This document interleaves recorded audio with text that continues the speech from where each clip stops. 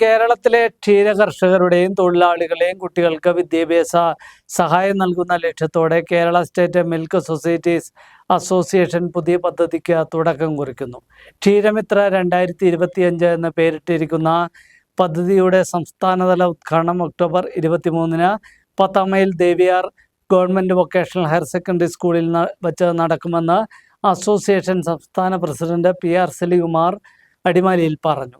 കേരള ക്ഷീരകർഷക ക്ഷേമനിധി ബോർഡ് മുൻ chairman CN Valsalan Pillai ഉദ്ഘാടനം നിർവഹിക്കും. ചടങ്ങിൽ അസോസിയേഷൻ നേതാക്കൾ, ക്ഷീരവികസന വകുപ്പ് ഉദ്യോഗസ്ഥർ, വിദ്യാർത്ഥികൾ, ക്ഷീരസംഘം പ്രസിഡന്റുമാർ, സെക്രട്ടറിമാർ, ക്ഷീരകർഷകർ തുടങ്ങിയവർ പങ്കെടുക്കുമെന്നും സലികുമാർ വ്യക്തമാക്കി. Kerala state milk societies association സംസ്ഥാന കമ്മിറ്റിയുടെ നേതൃത്വത്തിൽ ക്ഷീരമിത്ര 2025 എന്ന പദ്ധതിക്ക് തുടക്കം കുറിക്കുകയാണ്. 10 മൈൽ ദേവിയാർ കോളനി സ്കൂളിലെ വിദ്യാർത്ഥികൾക്ക് ഒരു പശുക്കുട്ടിയെ നൽകിക്കൊണ്ടാണ് ഈ പദ്ധതിക്ക് തുടക്കം കുറിക്കുന്നത്.